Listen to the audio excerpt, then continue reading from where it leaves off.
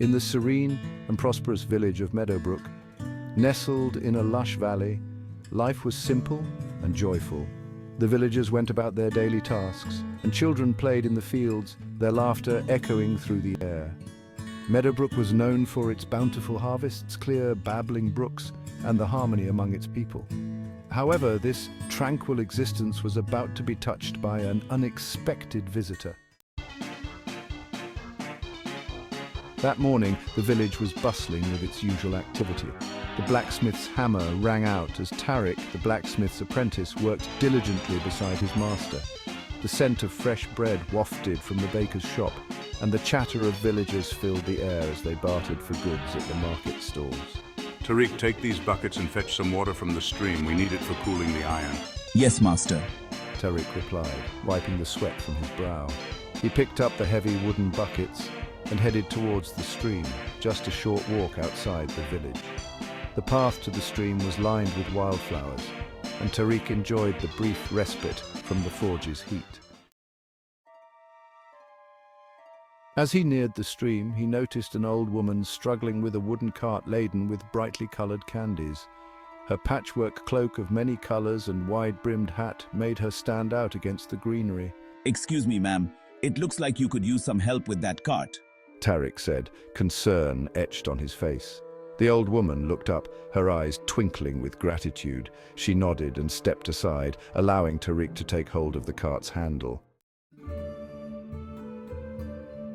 With a grunt of effort, he lifted the cart and began to push it towards the village. Thank you, young man. Your help is much appreciated. These old bones aren't what they used to be. The old woman said, smiling warmly. As they walked, Tariq glanced back at the stream. Let me fill my buckets with water while I'm at it, he suggested.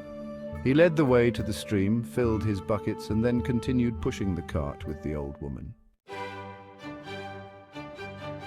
As they approached the village square, the sight of the candy-laden cart immediately drew the attention of the children.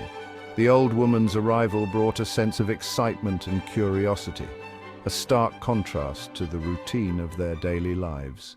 In the square, vendors hawked their goods and children played games, their laughter ringing through the air. Tariq guided the old woman to a spot near the center of the square where she began to set up her cart. The children's eyes widened in wonder at the sight of the colorful candies, and they quickly gathered around. Tariq watched for a moment, a smile playing on his lips, before he remembered his task. He still had the buckets of water to bring back to the smithy. He set them down beside the cart and took a final look at the old woman's setup. Here, young man, take this. The old woman, in gratitude, handed Tariq a piece of candy. Though he thought of himself as too old for such treats, he accepted it graciously and put it in his pocket.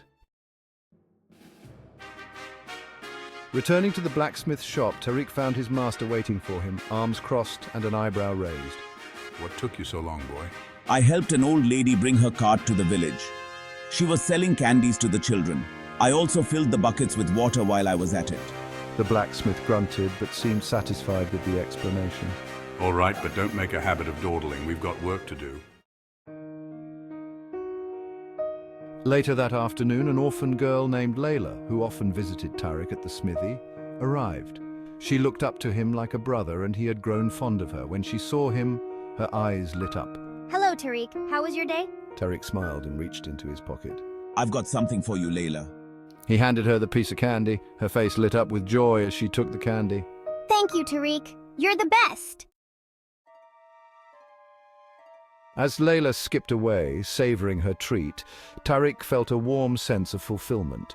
Little did he know, this seemingly simple act of kindness was the beginning of a chain of events that would soon unravel the peace of Meadowbrook.